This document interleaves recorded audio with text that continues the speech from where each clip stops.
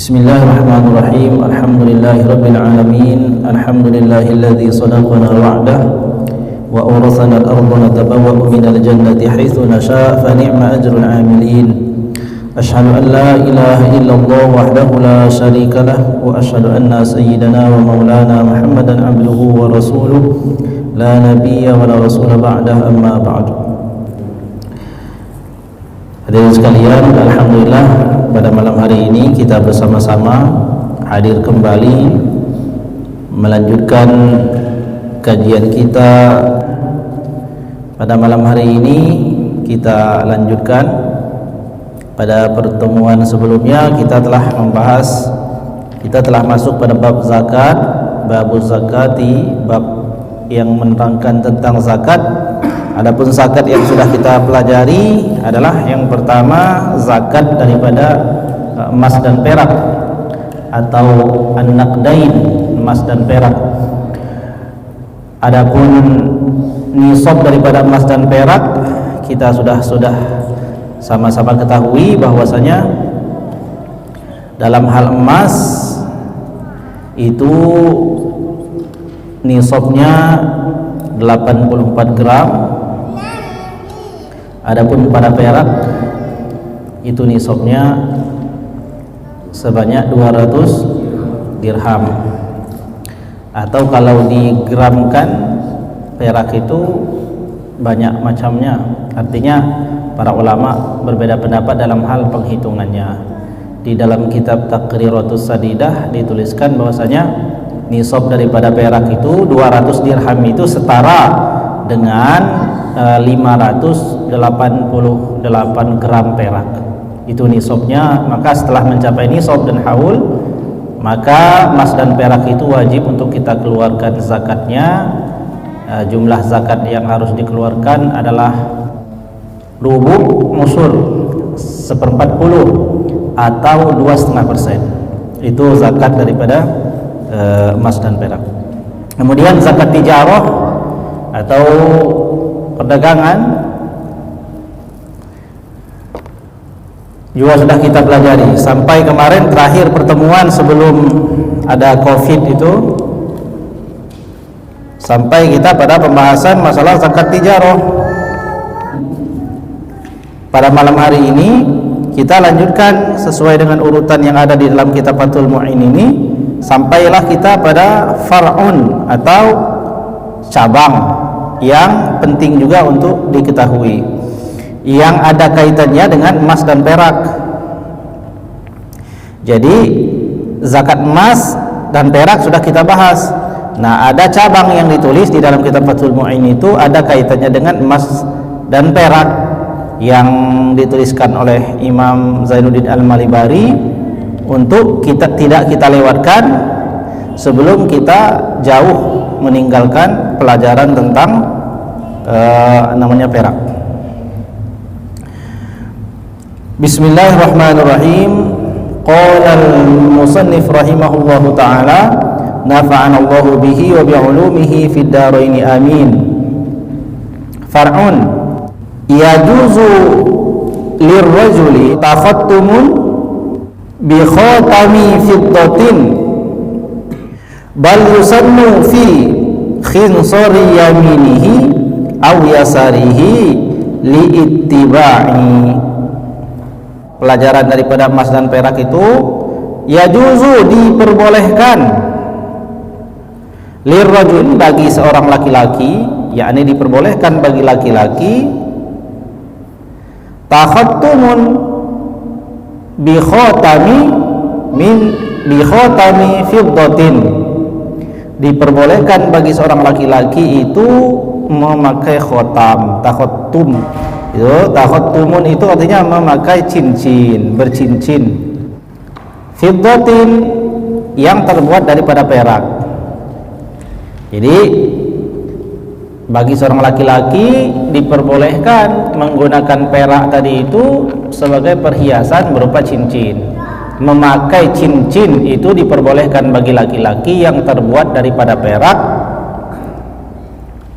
Balusannu fi khinsiri yaminihi aw yasarihi, bahkan hukumnya disunnahkan memakai cincin yang terbuat dari perak itu yang ia kenakan pada jari kelingkingnya yang di sebelah kanan atau di sebelah kiri. Ya. Jadi jari kelingking di sebelah kanan atau sebelah kiri, itulah tempat sunnah memakai cincin. Kenapa? Karena di dalam riwayat Imam Muslim, juga di dalam syarah Sahih Muslim yang dituliskan oleh Imam An-Nawawi, bahwasanya dinyatakan Rasulullah SAW itu memakai cincin yang cincinnya itu terbuat daripada perak. Kemudian pada cincin peraknya itu terdapat mata ataupun batu akik. Batu akiknya berwarna hitam yang berasal dari Yaman. Itu cincin. Jadi memakai cincin itu sunnah. Ada batunya juga sunnah. Karena ada sebagian teman-teman kita, ketika ada orang pakai cincin ada batunya, dibilang dukun. Bahkan ada yang sampai pada penghukuminya syirik. Padahal memakai cincin itu sunnahnya Rasulullah Sallallahu Alaihi Wasallam. Ya, jadi pakai cincin kalau mau mengikuti sunnah Nabi SAW. Bal yusannu, bahkan sunnah hukumnya fi khinsir yaminihi, pada jari kelingkingnya, yang sebelah kanan, aw yasari, atau yang sebelah kiri, aw yasarihi, li ittiba, sebagai bentuk ittiba. Apa ittiba itu? Ittiba itu cuma mengikuti sesuatu yang kita jadikan tauladan. Siapa tauladannya? Yakni baginda Nabi Sallallahu Alaihi Wasallam. Walabsuhu fil yamini, dan memakai cincin itu pada tangan yang sebelah kanan, afdalu, lebih utama, lebih afdal. Wa sawwabal azra'iyu maqtadahu kalam Ibn Rif'ah min wujubi naqasihi an misqalin. Dikatakan bahwasanya mengenakan cincin itu lebih utama di sebelah kanan. Dan Imam Azra'i, salah seorang imam besar di dalam mazhab Syafi'i, beliau ini menyatakan bahwasanya menyatakan kebenaran sebuah ucapan daripada Imam Ibn Rif'ah, bahwasanya kalaupun ia mengenakan cincin yang terbuat dari perak, maka tidak boleh beratnya itu melebihi 1 misqolin. 1 misqol itu dalam ukuran misqol itu artinya timbangan. Misqolin artinya 1 timbangan. Ya, 1 timbangan. Dalam ilmu fikih, timbangan-timbangan itu memakai ukuran berat biji gandum. Ya, biji gandum zaman dahulu yang ada di Arab itu. Sehingga 1 misqol, 1 ukuran, 1 berat timbangan itu, cara menghitung berat itu dari angka 20. Karena 20 itu, ya, 20 misqol itu adalah nisabnya emas. Ya, 20 misqol itu ukuran nisabnya emas sebelum dibuat dalam bentuk gram. Gram ini kan bahasa barat, ya. Dalam literatur Arab fikih tidak dikenal gram ini. Gram ini hasil konversi. Jadi berat itu ya misqol, kemudian ada kuflah dan lain sebagainya dalam hitungan Arab. Maka nisab daripada emas itu 20 misqol. 20 misqol itu sama dengan 84 gram emas, sehingga 1 misqol itu adalah 84 dibagi 20, sekitar 4,2. Atau para ulama menulis lebih amannya bahwasanya hitungan 1 misqol, 1 timbangan itu adalah seberat 4,4 gram. Kalau dibulatkan 4,5. Maka kata Imam Ibnu Rif'ah dan dibenarkan oleh Imam Azra'i bahwasanya tidak boleh seorang laki-laki itu memakai cincin yang beratnya peraknya itu melebihi 1 misqal, yakni 4,4 gram. Nah, yang ada yang pakai cincin perak emban daripada cincinnya, kira-kira lebih enggak itu daripada 4,4 gram. Kalau mengikuti pendapatnya Imam Ibnu Rif'ah, maka tidak boleh lebih daripada itu. Nah, kalau kita ngajinya nggak selesai, titik sampai di situ, maka pulang-pulang kita akan melarang orang pakai cincin yang lebih daripada 4,5 gram. Karena kita ngajinya baru sampai koma. Ini masih ada terusannya. Jadi menurut Imam Ibnu Rif'ah yang dibenarkan oleh Imam Azra'i bahwasanya harus ya, tidak boleh lebih daripada 1 misqal atau 4,4 gram. Hadis ini yang melarang itu tadi itu sanadnya adalah sanad yang hasan. Lakin dha'afahu An-Nawawi, akan tetapi Imam Nawawi menyatakan lemah hadis tersebut. Fal aujahu, maka yang paling benar daripada pendapat itu annahu la yuthbitu bimisqalin, yang paling kuat pendapat bahwasanya yang betul daripada pendapat itu tidak mesti kurang daripada 1 misqal atau boleh lebih daripada 1 misqal itu. Bal bima la yu'addu israfan urfan, jikalau jumlah yang dipakai tadi itu tidak dinilai sebagai sesuatu yang berlebihan menurut adat, ya, menurut adat. Adat mana itu? Adat setempat. Adat setempat.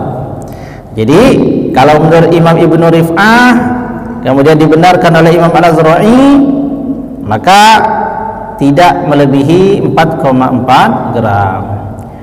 Akan tetapi menurut Imam Nawawi, hadis yang melarang lebih daripada 1 misqal itu hadis yang lemah, sehingga yang paling kuat bahwasanya boleh memakai cincin perak itu lebih daripada 1 misqal. Yang penting berat tidak sampai pada berat yang berlebihan sebagaimana ukuran adat yang ada di suatu tempat. Paham Mas ya?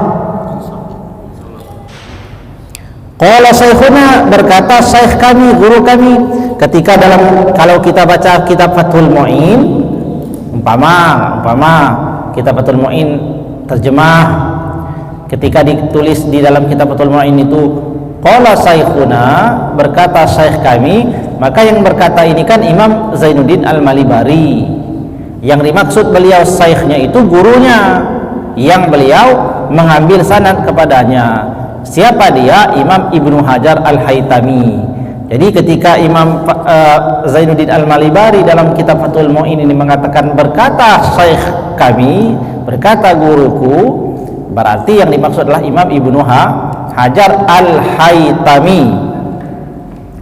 Nah, beliau mengatakan qala syekhuna, berkata syekh kami, Imam Ibnu Hajar Al-Haytami, wa alaihi fal ibratu bi urfi amsalil labis, yang dijadikan patokan berlebihan atau tidaknya itu adalah adat daripada orang yang memakainya.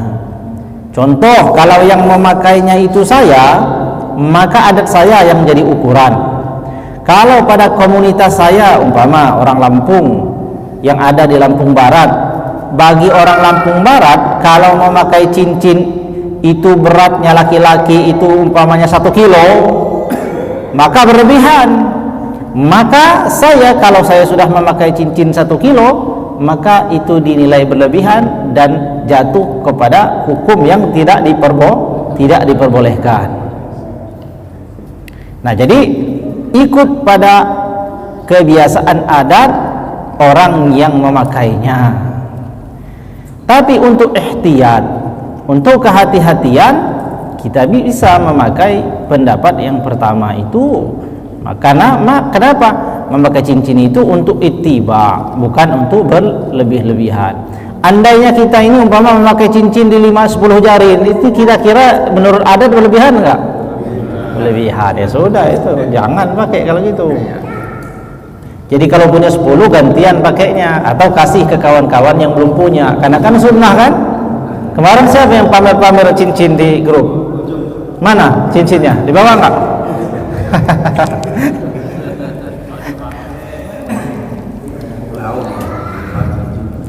Cincin ya, jadi pakai sunnah hukumnya.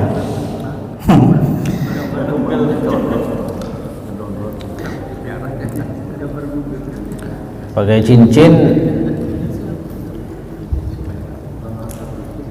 diniati untuk ittiba, mengikuti sunnahnya Rasulullah. Kalau pakai cincinnya itu niatnya ittiba, mengikuti pada Rasulullah, selama pakai cincin dapat pahala. Pahala apa? Pahala mengikuti sunnah Nabi. Jadi permasalahan memakai cincin ini, yang pertama bahwasanya umum memakai cincin itu hukumnya sunnah.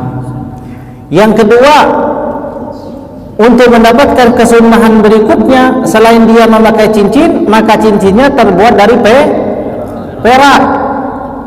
Terbuat dari perak. Bagaimana kalau cincinnya bukan dari perak? Tetap sunnah, tetap mendapatkan pahala memakai cincin. Tapi akan lebih besar pahala orang yang memakai cincin dan cincinnya terbuat dari perak. Lalu cincin yang terbuat dari perak tadi itu ada batunya di atasnya.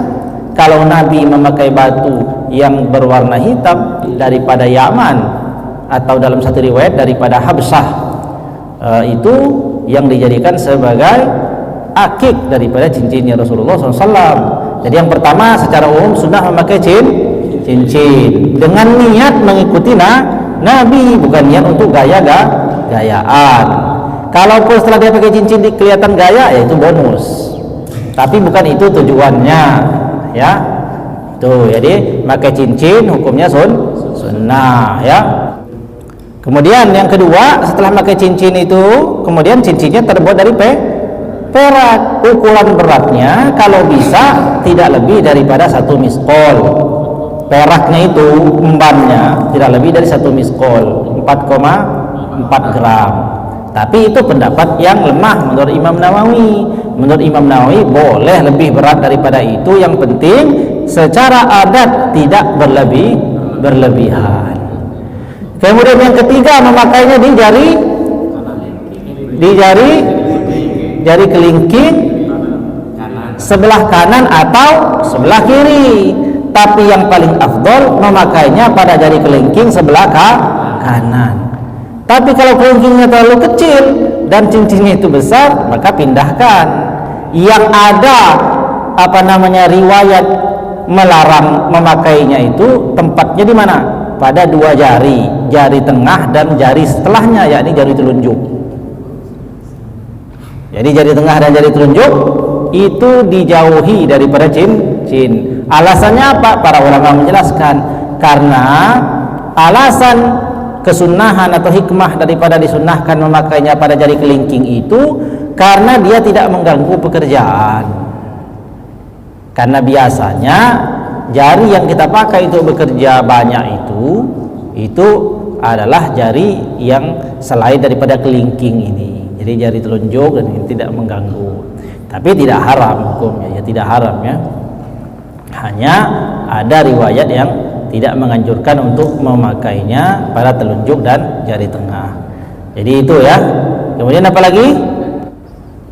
Memakai cincin dibuatlah dari perak. Kemudian ada matanya, akiknya itu ya. Kemudian kalau Rasulullah itu warnanya warna hitam ya, cincinnya itu. Kemudian dipakai di jari kelingking sebelah kanan atau sebelah kiri, yang paling afdol sebelah kanan. Tapi kalau tidak, maka di jari setelah kelingking, di jari manis. Dihindari memakainya pada jari telunjuk dan jari tengah. Itu cincin. Jelas kira-kira hukum cincin ini? jelas. Jadi kalau melihat orang kenapa pakai cincin, rata-rata para ulama memakai cincin. Kalau ditambah batunya berarti berat pertama juga. Enggak, yang dihitung itu berat embannya, peraknya itu. Ya, batunya menyesuaikan. Kalau peraknya kira-kira 5 gram atau 4,4, ya menyesuaikan. Jangan batu ulek dibikin itu 4 gram ya, 4,4. Nah itu yang paling aman. Lebih berat tuh.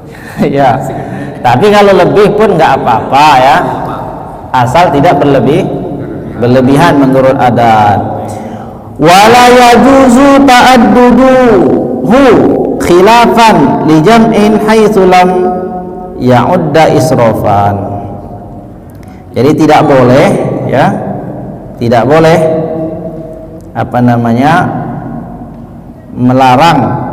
tidak boleh melarang untuk memakai yang lebih berat daripada 4,4 itu selama ia ini tidak berlebihan, karena kebanyakan pendapat daripada ulama boleh lebih daripada 4,4 gram itu. Nah, sampai di sini masalah penggunaan perak dengan perhiasan cincin.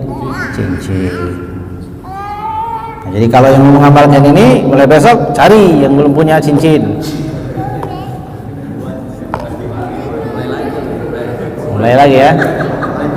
Musim akik gue besok ini. Mulai gosok-gosok.